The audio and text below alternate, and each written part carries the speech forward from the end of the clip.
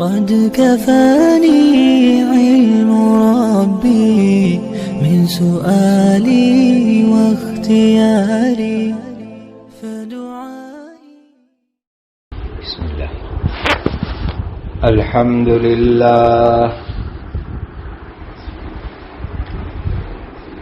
الحمد لله الذي هدانا لهذا وما كنا لنهتدي لولا أن هدانا الله. أشهد أن لا إله إلا الله وحده لا شريك له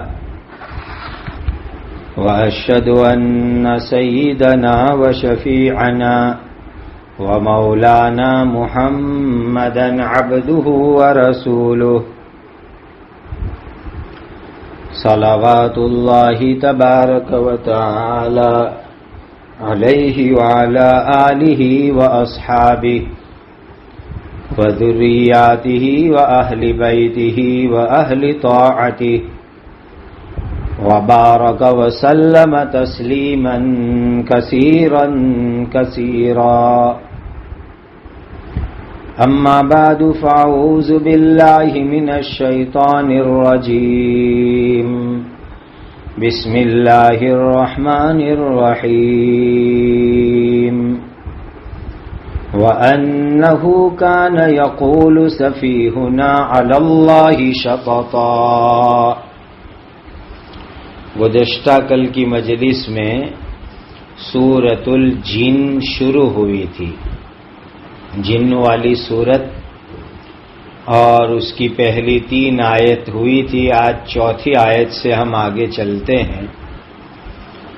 یہ جو شروع کی آیتیں ہیں تقریباً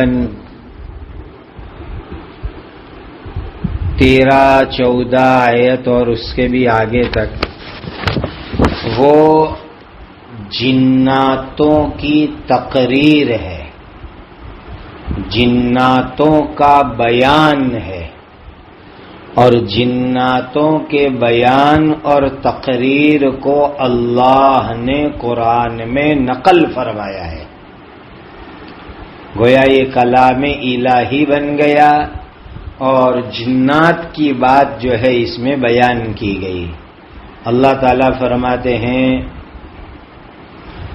اور یہ کہ ہم میں سے بیوقوف لوگ اللہ تعالیٰ کی شان میں حقیقت سے دور باتیں کرتے ہیں، نامناسب باتیں حد سے بڑھ کر کے کرتے ہیں.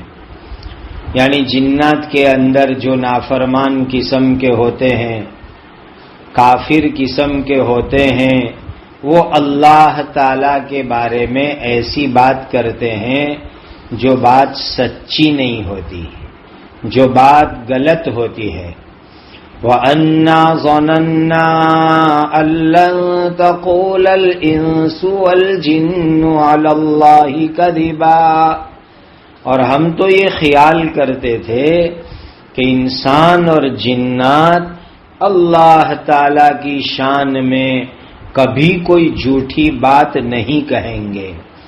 یعنی انسان جو اپنے آپ کو بہت ہوشیار کہتا ہے، بہت سمجھدار کہتا ہے، بہت جو ہے عقل مند کہتا ہے، اور ساتھ میں جنات بھی، کا یہ دونوں مخلوق کبھی جھوٹی بات نہیں بولیں گے. لیکن حقیقت دیکھی تو انسان بھی بہت جھوٹ بولتے ہیں اور جنات بھی بہت جھوٹ بولتے ہیں. اس جگہ انسان پہلے نمبر پر ہے، چونکہ انسانوں کو اپنی سمجھداری کہ ہم بہت سمجھدار، ہم بہت ہوشیار، ہم بہت عقل مند، اور ہمارے جیسا ہوشیار عقل مند دنیا میں کوئی ہے ہی نہیں، ایسا انسان سمجھتے ہیں. یہ اس سے نقطہ نکلا، اسی لیے پہلے نمبر پر انسان آیا ہو یہ سمجھ میں آتا ہے. وَأَنَّهُ كَانَ رِجَالٌ مِّنَ الْإِنسِ يَعُوذُونَ بِرِجَالٍ مِّنَ الْجِنِّ فَزَادُوهُمْ رَهَقًا. اور یہ کہ انسانوں میں سے کچھ لوگ ایسے ہیں جنات کے کچھ لوگوں سے پناہ لیا کرتے ہیں، جناتوں سے حفاظت مانگتے ہیں۔ اس طرح ان حفاظت لینے والے انسانوں نے ان جناتوں کی شرارت یعنی دماغ کی خرابی زیادہ کر دی، جناتوں کو اور زیادہ سر کے اوپر چڑھا دیا۔ دیکھو، تم کسی کے پاس کوئی کام لے کے جاؤ کہ بھائی میرا اتنا کام کر دینے، تو اس کے دماغ میں کیا آئے گا کہ دیکھا نا میں کتنا پہنچ والا ہوں کہ لوگ میرے پاس کام کرانے آتے ہیں، لوگوں کو سرکاری کوئی بھی کام پڑتا ہے نا تو لوگ میرے پاس ہی آتے ہیں، پولیس میں کوئی کام پڑتا ہے نا لوگ میرے پاس ہی آتے ہیں۔ دیکھا نا اپنا وٹ کتنا، اپنا مقام کتنا، اپنا درجہ کتنا، سب کو میرے پاس آنا پڑتا ہے۔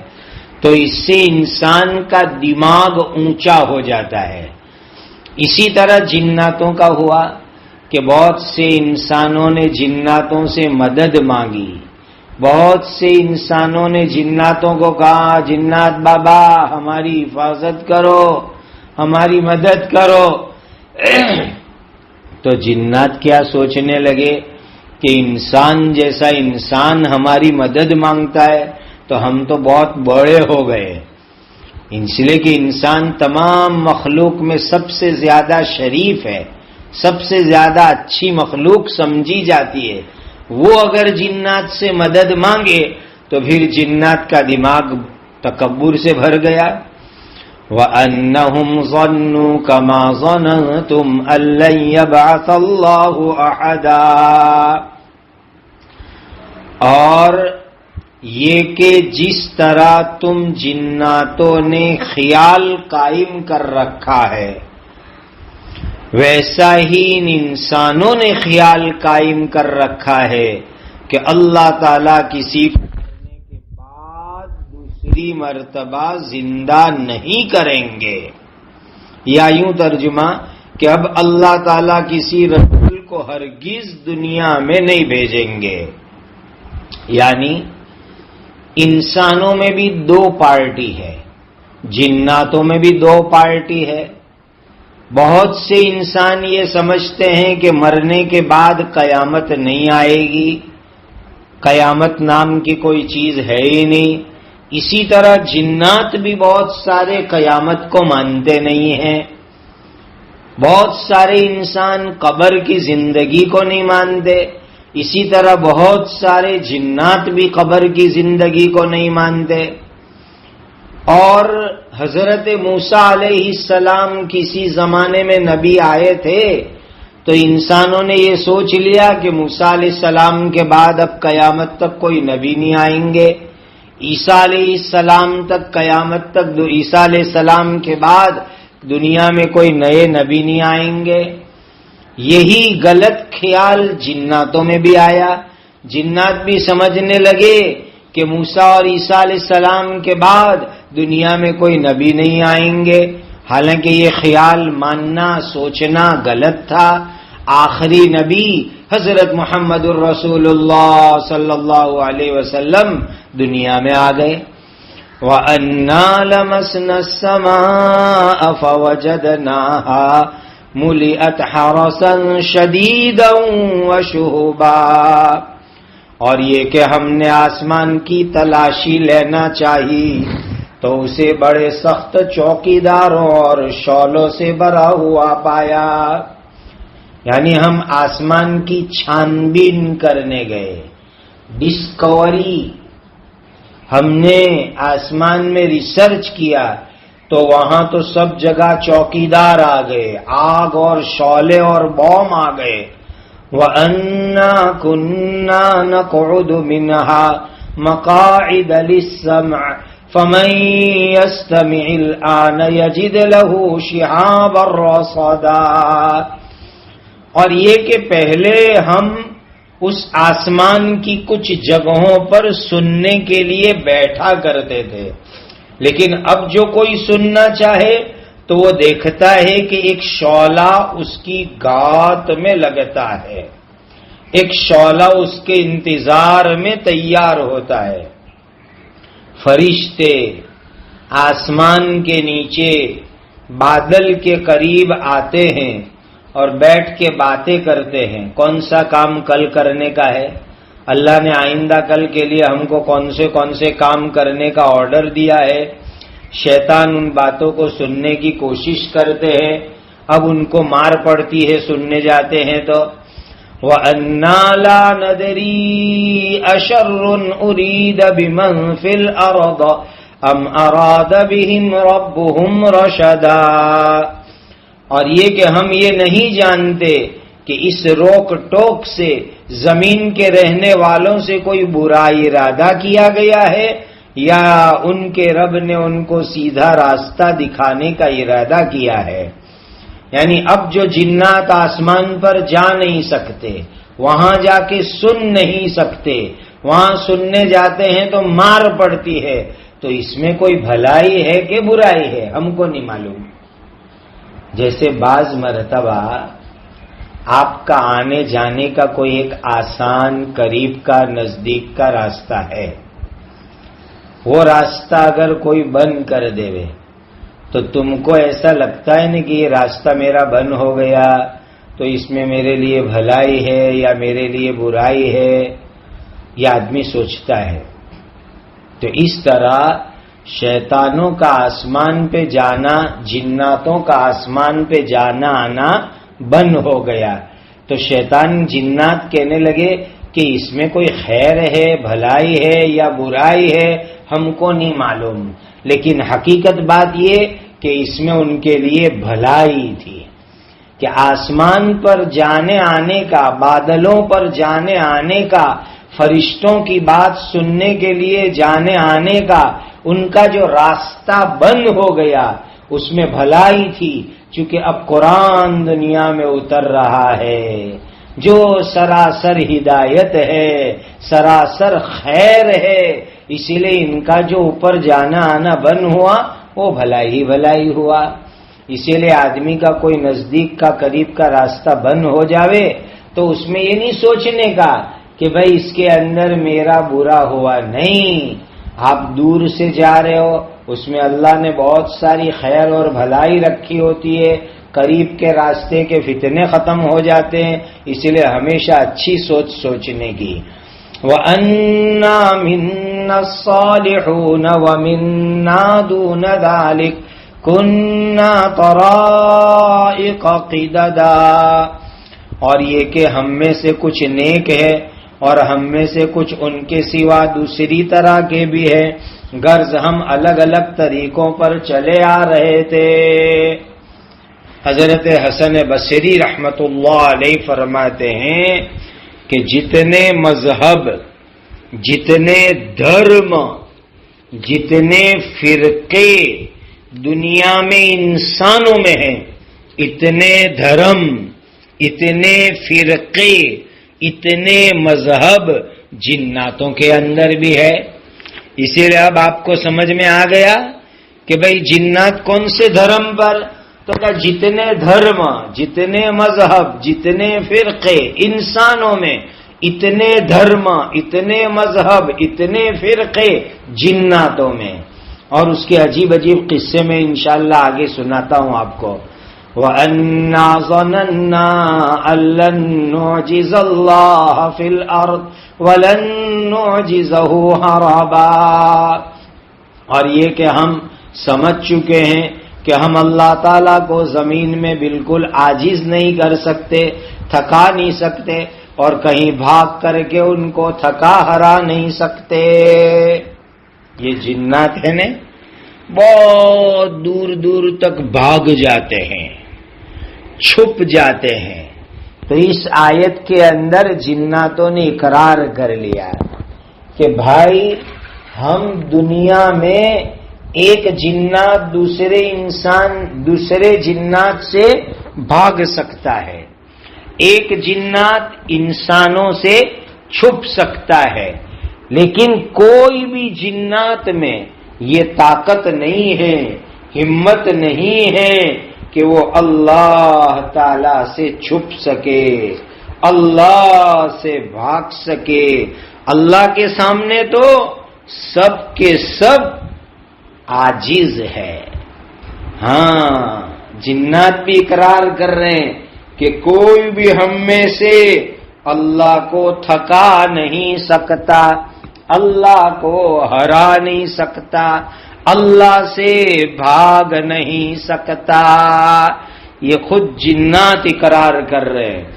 دھیان سے سمجھو ایمان والے بھائیوں، آج انسان کے ہاتھ میں سائنس آ گیا، ٹیکنالوجی آ گئی، تو انسان کیا سوچتا ہے کہ ہم یہاں بھاگ جائیں گے، ہم وہاں بھاگ جائیں گے، ادھر چلے جائیں گے۔ ارے اللہ کی پکڑ سے کوئی بھاگ نہیں سکتا۔ اللہ جب چاہے نے تو ٹرینوں کو، ایروپلین کو، گاڑیوں کو، سب چیزوں کو اللہ رکوا سکتے ہیں، کھڑا کا کھڑا کر سکتے ہیں، بیکار کر سکتے ہیں، اور اللہ روک سکتے ہیں۔ سبحان اللہ، کیسی اللہ تعالیٰ کی عجیب و غریب قدرت ہے۔ اللہ ہمیں اس کا یقین عطا فرمائے۔ تو کل میں آپ کو جنات جو نبی کریم صلی اللہ علیہ وسلم کے پاس آئے تھے ان کا قصہ سنا رہا تھا۔ آدھے کے قریب قصہ ہوا تھا کہ 9 جنات آئے اور حضور کے ہاتھ پر ایمان لائے۔ اس میں سے 2 بڑے جنات تھے، ایک کا نام زویعہ تھا، دوسرے کا نام عمر تھا۔ یہ انہوں نے جا کر کے دوسرے جناتوں کو سمجھایا تو 90 دوسرے بڑے بڑے جنات ایمان لے آئے۔ اور یہ جنات کہاں کے تھے؟ نینوا، عراق میں ایک جگہ ہے نینوا، اور نصیبین یہ بھی ایک شہر کا نام ہے، وہاں کے 90 جنات ایمان لے آئے۔ اب یہ جو ایمان لائے تھے یہ دوسرے جناتوں کی تبلیغ پر ایمان لائے، ان کی دعوت پر ایمان لائے۔ اب یہ سب جو نئے ایمان لائے وہ جنات کہنے لگے کہ ہم کو بھی اللہ کے آخری نبی کا دیدار کرنا ہے، اللہ کے آخری نبی کی زیارت کرنی ہے۔ تو یہ 90 کے قریب 92 کے قریب جناتوں کی ایک بہت بڑی جماعت نبی کریم صلی اللہ علیہ وسلم کی زیارت کے لیے مکہ کی طرف آئے۔ جب مکہ کے قریب پہنچے تو وہ زویعہ جو پہلے ایمان لے آئے تھے وہ جلدی آئے اور حضور کو خبر دی کہ حضور یہ 92 بڑے بڑے جن آپ کا نورانی چہرہ دیکھنا چاہتے ہیں، آپ کی نورانی زبان سے قرآن سننا چاہتے ہیں، آپ ہم کو ٹائم بتلا دو، جگہ بتلا دو، ہم آپ کی خدمت میں حاضر ہوں گے۔ ادب تو کوئی جناتوں سے سیکھے۔ اتنی بڑی جنات کی جماعت عراق سے آئی، لیکن ان کا ایک لیڈر آ کر کے حضور سے ٹائم لیتا ہے، حضور ٹائم دو، کتنے بجے آوے اور کہاں آوے، ہم آپ کی ملاقات کرنا چاہتے ہیں۔ بس آج یہ انسان جو اپنے آپ کو ماڈرنلائز کہتا ہے، ایجوکیٹڈ پڑھا لکھا بھڑا گڑیلا کہتا ہے، جب چاہا دل میں کسی کے گھر پہنچ گیا، نہ پہلے سے خبر کرنے کی، نہ اجازت لینے کی، نہ اطلاع دینے کی، جا کے ٹپک پڑنے کا، لے بھائی لے۔ کیسی زندگی!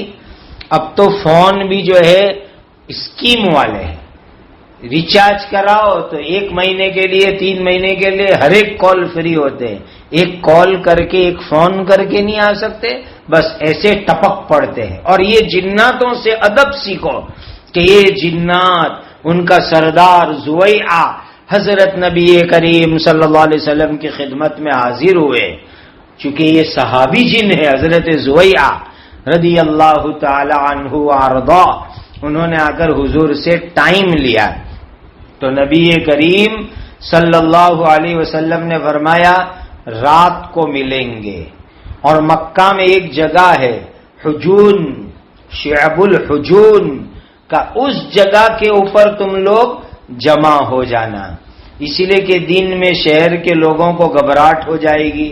دیکھو حضور نے شہر کے لوگوں کا خیال کیا، لوگ گھبرا جائیں گے، اسی لیے دن نہیں رات میں رکھو، اور مکہ کے باہر ایک میدان کے اندر ملاقات اور اجتماع رکھو۔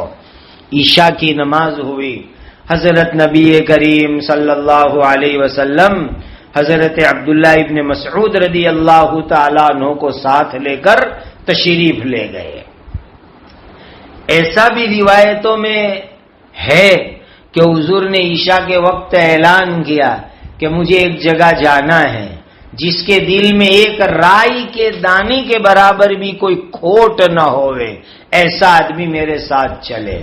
سبحان اللہ، اس امت کے مفتی اعظم، سب سے بڑے مفتی، سیدھے سادے بھولے بھالے غریب آدمی حضرت عبداللہ ابن مسعود رضی اللہ تعالیٰ عنہ چلے، حضور کے ساتھ گئے اور جا کر کے مکہ کے باہر دور جنگلوں میں پہنچے۔ ایک جگہ پر حضور نے حضرت عبداللہ ابن مسعود کو بٹھایا اور ان کے آجو باجو گول راؤنڈ کنڈاڑا دائرہ بنا دیا نبی کریم صلی اللہ علیہ وسلم نے، اور حضور نے کیا فرمایا کہ اس کنڈاڑے میں، اس گول میں، اس راؤنڈ میں، اس دائرے میں بیٹھ کے رہنا، میں جب تک نہ آؤں وہاں یہیں رہنا، اس کے بعد ایک قدم بھی مت رکھنا ورنہ تم کو جنات سے تکلیف پہنچ سکتی ہے۔ اور حضرت عبداللہ ابن مسعود کو بٹھا کر نبی کریم صلی اللہ علیہ وسلم آگے تشریف لے گئے۔ دیکھو یہ طریقہ اور ترتیب بھی سیکھو۔ بعض مرتبہ کوئی بڑے بزرگ کسی سے پرائیویٹ میں بات کرنا چاہتے ہیں تو خادموں کو، ساتھیوں کو پیچھے رہ جانا چاہیے، یہ نہیں کہ ہر جگہ وہ ٹپکتے رہے، ایسا نہیں ہونا چاہیے۔ حضرت عبداللہ ابن مسعود پیچھے رہ گئے اور حضور نے ان کے لیے ایک گول کنڈاڑا دائرہ بنا دیا کہ اس میں رہنا، کوئی جنات تم کو کوئی نقصان نہیں کر سکے گا۔ حضرت عبداللہ ابن مسعود رضی اللہ تعالیٰ عنہ دور سے دیکھ رہے ہیں کہ سب جنات آ رہے ہیں، جناتوں کی جماعت آ رہی ہے، تو حضرت عبداللہ ابن مسعود کہتے ہیں کہ بہت سارے جنات گدھے کی شکل میں تھے، بعض جنات جٹ کی شکل کے اندر تھے۔ یہ بصرہ کے قریب میں کسی زمانے میں ایک فرقہ تھا، کہا کہ وہ لوگ ننگے سر، یعنی سر پہ ٹوپی کپڑا کچھ نہیں، پیر میں چپل بھی نہیں، اور سفید کپڑے پہننے والے اور کالے کالے لوگ تھے، اور سر اور داڑھی کے بال ان کے ڈبل ڈبل ہوتے ہیں لال رنگ کے، اس طرح کے یہ لوگ تھے، ان کی طرح کے یہ جنات تھے، ان کی شکل کے، اور دوسرے الگ الگ شکل کے جنات تھے۔ وہ سب جناتوں نے حضرت نبی کریم صلی اللہ علیہ وسلم کے آجو باجو بھیڑ لگا دی۔ یہاں بیچ میں ایک بات کہوں، یہ تو حضور کی ہجرت سے پہلے کا قصہ بیان کر رہا ہوں، بعد میں نبی کریم صلی اللہ علیہ وسلم ہجرت کر کے مدینہ پاک تشریف لے گئے، پھر حضور دنیا سے تشریف لے گئے، انتقال ہو گیا۔ بعد میں حضرت عبداللہ ابن مسعود رضی اللہ تعالیٰ عنہ عراق کوفہ چلے گئے تھے۔ جب کوفہ کے اندر یہ زٹ قوم کے لوگوں کو دیکھتے تھے، جو میں نے ابھی بتایا ایک خاص فرقہ تھا، سر بھی کھلا، پیر میں چپل نہیں، لال کالے اور سفید کپڑے پہننے والے، اس قوم اور فرقے کے لوگوں کو حضرت عبداللہ ابن مسعود وہاں کوفہ عراق وغیرہ میں دیکھتے تو ایک دم ڈر جاتے تھے۔ کسی نے پوچھا حضرت کیوں آپ ڈرتے؟ پوچھتے کہ لوگ جنات تو نہیں ہے؟ تو کہا کہ نہیں نہیں، یہ جنات نہیں، یہ تو انسان ہے۔ پھر حضرت عبداللہ ابن مسعود کہتے تھے کہ ان لوگوں کی شکل میں نے جناتوں کو دیکھا۔ جب نبی کریم صلی اللہ علیہ وسلم کے ساتھ ہم جناتوں کے اجتماع میں گئے تھے تو ان لوگوں کی شکل میں ہم نے جناتوں کو دیکھا تھا۔ پھر جناتوں نے حضور کے پاس بیٹھ کر کے ایمان سیکھا، قرآن سیکھا، حدیث سنی، دین کی باتیں سیکھی، شریعت سیکھی، اور یہ سب جنات بھی صحابی بنے، دیندار بنے، دین سیکھا. اور جب مجلس پوری ہو رہی تھی تو بہت دھیان سے سنو کہ انہوں نے نبی کریم صلی اللہ علیہ وسلم کو درخواست کی کہ کوئی برکتی چیز ہم کو دے دیجئے، تبرک دو، ہم کو کوئی برکتی چیز دے دو. تو نبی کریم صلی اللہ علیہ وسلم نے کیا فرمایا؟ میں تم کو ایسا توشہ دیتا ہوں. توشہ اردو لفظ میں بول رہا ہوں، گجراتی میں بھاتو کہتے ہیں. جیسے کوئی آدمی سفر میں جا رہا ہو تو ساتھ میں جو کھانے پینے کا سامان لے کے جاتا ہے نا، اس کو اردو میں توشہ کہتے ہیں، گجراتی میں بھاتو بولتے ہیں. تو حضور نے فرمایا میں تم کو توشہ دیتا ہوں. کیسا توشہ دیتا ہوں؟ قیامت تک تمہاری نسل در نسل کھائے گی اس کو اور ان کو فائدہ ہوگا. اللہ اکبر. حضور نے اس رات میں جناتوں کو ایمان اور دین سکھانے کے ساتھ ساتھ دنیا کے اعتبار سے کیسا تحفہ دیا، اور یوں فرمایا کہ قیامت تک تمہاری نسل کھائے گی، جنات کی نسل فائدہ اٹھائے گی. اور کیا تحفہ دیا؟ نمبر 1 دھیان سے سنو، ہڈی جو ہم گوشت کھاتے ہیں نا، اس کی ہڈی خالی ہو، یعنی اس کے اوپر بوٹی نہ ہو. نمبر 1 وہ ہڈی، یعنی انسان وغیرہ کھا کے جو ہڈیاں پھینک دیتے ہیں وہ ہڈی. نمبر 2 اونٹ یا بکری کی مینگنی، یعنی اونٹ اور بکری کا پاخانہ. نمبر 3 گائے بھینس کا گوبر یعنی چھان. یہ 3 چیزیں، اور بعض روایت میں ہے کوئلے، کول سے. یہ 4 چیزوں کے بارے میں نبی کریم صلی اللہ علیہ وسلم نے فرمایا اس کو تم استعمال کرو. یہ 4 چیزیں کون سی؟ خالی ہڈی، اونٹ اور بکری کی مینگنی، گائے بھینس کا گوبر اور کوئلے. اللہ تعالیٰ سے میں دعا کرتا ہوں کہ اللہ تعالیٰ تم کو اس میں ایسا رزق دیں گے، ایسی روزی دیں گے کہ اس میں ٹیسٹ بھی ہوگا، اور کھانے پینے آج تک جو تم نے کھائے اس سے اچھا وہ تمہارا کھانا پینا بن جائے گا. سبحان اللہ. تو وہ جناتوں نے عرض کیا کہ حضور یہ ہڈی وغیرہ تو انسان گندا کر ڈالتے ہیں، کوئلے بھی یہ انسان گندے کر ڈالتے ہیں، یہ گوجے گندے انسان کوئلوں کو، کولسوں کو بھی گندا کرتے ہیں، ہڈیوں کو بھی گندا کرتے ہیں، اور جانوروں کے مینگنی، جانوروں کی لیدی اور گوبر اور چھان کو بھی گندا کرتے ہیں. تو نبی کریم صلی اللہ علیہ وسلم نے فرمایا میں انسانوں کو منع کر دوں گا. اور حضور نے پھر لوگوں کو مسئلہ بیان کر دیا کہ ہڈی کے ذریعے سے اور کوئلے کے ذریعے سے، اور یہ جو سوکھا ہوا چھان ہوتا ہے جس کو ہمارے یہاں چولہے میں غریب عورتیں گاؤں کے لوگ جلاتے ہیں، چھانے اردو میں اوپلے کہتے ہیں، اس سے استنجا مت کرو، استنجا مت کرو. یہ حضور نے منع کر دیا. اسی لیے بھائی ہم گھر میں دسترخوان پہ کھانا کھاوے نا تو ہڈی وغیرہ کسی جگہ پر، صاف جگہ پر بسم اللہ پڑھ کے رکھ دینے کی، انشاءاللہ جنات آ کے کھائیں گے اس کو، اور جانور وغیرہ کھا لیں گے اور ہم کو ثواب ملے گا انشاءاللہ. پھر ان جناتوں نے حضور کے سامنے ایک مرڈر کیس رکھا کہ حضور ہمارے اندر ایک قتل ہوا ہے، مرڈر کیس ہوا ہے، آپ ذرا اس کے اندر فیصلہ فرما دو.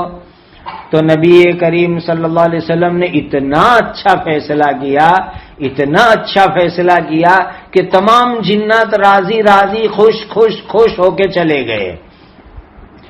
اور یہ دوسری مرتبہ کا جنات کا آنا ہوا. پہلی مرتبہ جو 9 جنات آئے تھے حضور کو پتا نہیں تھا.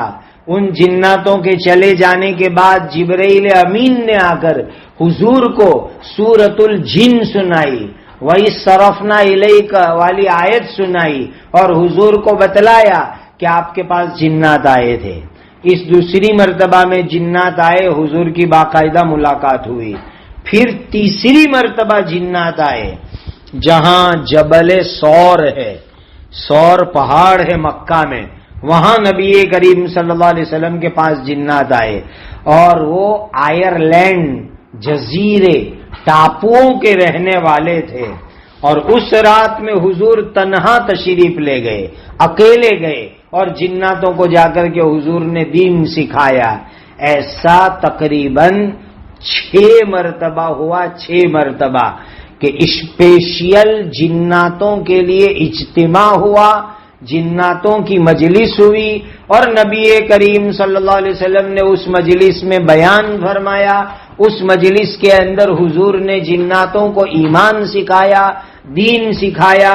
ایسی اسپیشل 6 مجلسیں ہوئی، اور یہ تیسری مرتبہ جب غار ثور کے پاس جبل ثور پر حضور تشریف لے گئے تھے تو صبح میں صحابہ کو حضور نے بتلایا کہ دیکھو یہ آگ جلی ہوئی، دیکھو یہ جلی ہوئی لکڑیاں، دیکھو یہ سب رات کو جنات آئے تھے نا، اس نے یہ آگ جلائی تھی، انہوں نے لکڑیاں جلائی تھی، اور یہ چیز چھوڑ گئے، وہ چیز چھوڑ گئے، وہ چیز چھوڑ گئے، یہ سب چیزیں حضور نے ان کو باقاعدہ بتلائی۔ اور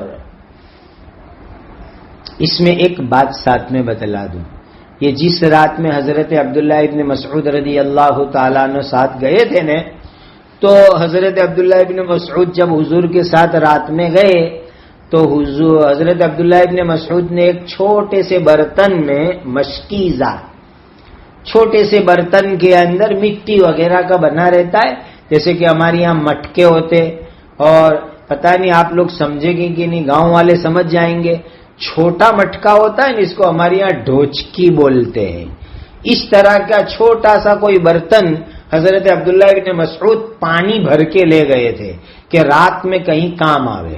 اور کیسا پانی تھا؟ اس میں کھجور ڈالی ہوئی تھی، اس کو نبیس کہا جاتا ہے۔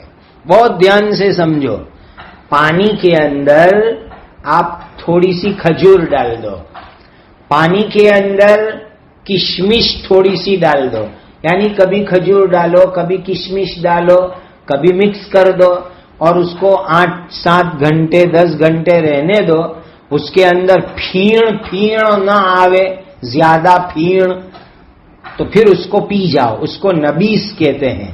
اور یہ بہت ہیلتھی ہے، ہیلتھی ڈرنک ہے۔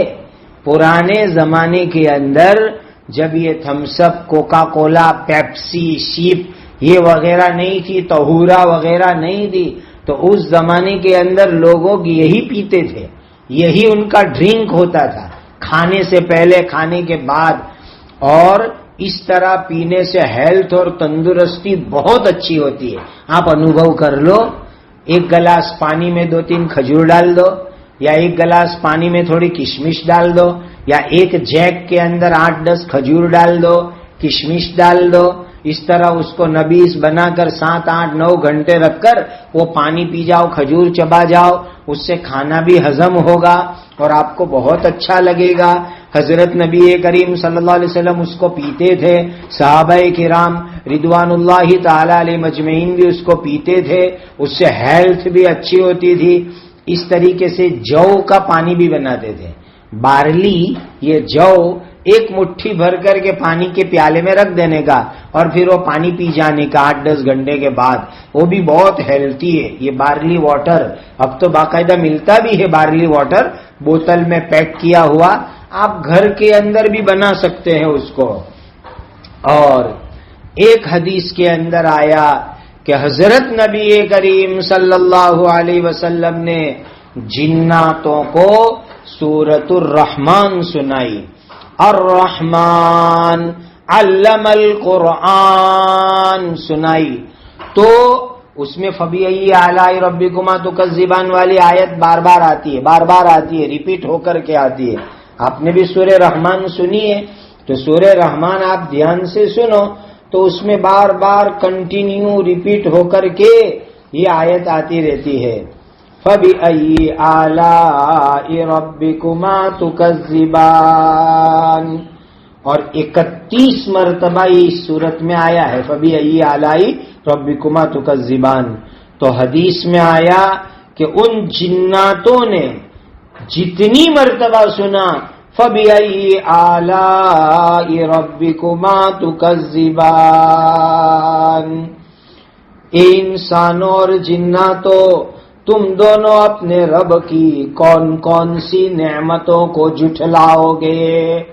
تو جناتوں نے فوراً جواب دیا، لا بشیء من نعمتک ربنا نکذب فلک الحمد، اے ہمارے رب، ہم آپ کی کوئی نعمت کو نہیں جھٹلاتے، آپ کی نعمت پر دل سے ایمان لاتے ہیں، اے اللہ آپ ہمارے اوپر بہت بڑے رحم کرنے والے ہیں۔ تو تقریباً 13 باتیں اللہ تعالی نے یہاں پر جناتوں کی اس صورت کے اندر نقل فرمائی۔ سبحان اللہ۔ ان جناتوں نے جو بات کرنا شروع کی اس کی 1-2 باتیں آج اس مجلس میں ہم سمجھ لیتے ہیں، اور بھی بڑی اہم باتیں انشاءاللہ آئندہ کل کی مجلس میں سناؤں گا کہ یہ قرآن جب انہوں نے سنا تو فوراً یہ جنات کیا کہنے لگے کہ ہم نے اللہ کا قرآن سنا، اللہ کا کلام سنا۔ تو کیسا سنا؟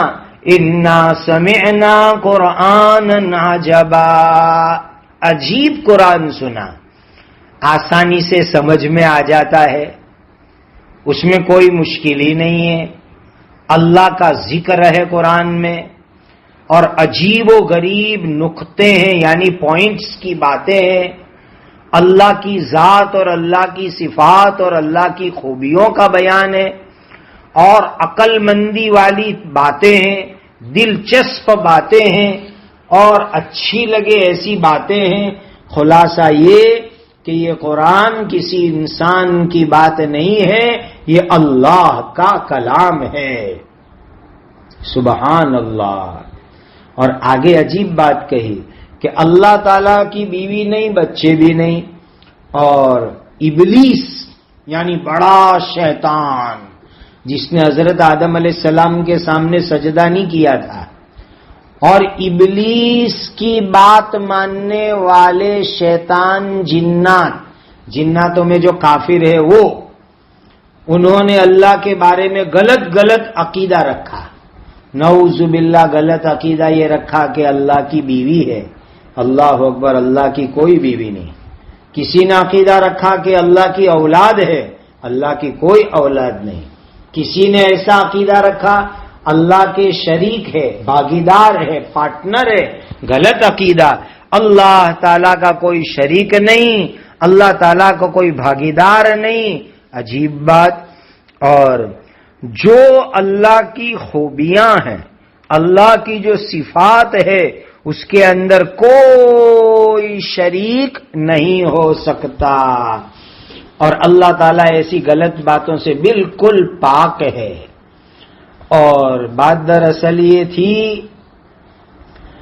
کہ انسان جو اپنے آپ کو بہت ہوشیار اور عقل مند کہتے ہیں نا، ان کے اندر یہ غلط عقیدے تھے۔ انسانوں میں سے یہ عقیدے جناتوں میں بھی گئے، اور ابلیس بڑا شیطان کان من الجن، وہ جناتوں میں سے ہیں، تو ابلیس نے یہ غلط اور گندے عقیدے دوسرے جناتوں کو سکھائے۔ گویا کہ ابلیس کی بات ماننے کی وجہ سے غلط عقیدے آ گئے، غلط اعمال آ گئے۔ سبحان اللہ، سبحان اللہ۔ اب یہ انسان، یہ جنات سب مل کر کے اللہ کے لیے غلط عقیدے قائم کر رہے ہیں، اللہ کے لیے جھوٹ بول رہے ہیں، اتنے بنداس ہو گئے، بے خوف ہو گئے کہ اللہ کے لیے ایسی غلط باتیں کرتے ہیں۔ توبہ استغفر اللہ۔ اللہ تعالیٰ کی ذات ایسی تمام گندی چیزوں سے اور غلط باتوں سے پاک ہے۔ اللہ ہم سب کو غلط عقیدوں سے بچنے کی توفیق عطا فرمائے، غلط سوچ سے بچنے کی اللہ توفیق عطا فرمائے، صحیح عقیدہ صحیح ایمان کی اللہ ہمیں توفیق عطا فرمائے، اور جس طریقے سے یہ ایمان لانے والے جنات تھے، اللہ ہم سب کو ایسا اخلاص والا صحیح سچا عقیدہ ہم سب کو نصیب فرمائے۔ سبحان ربک رب العزت عما یصفون وسلام علی المرسلین والحمد للہ رب العالمین.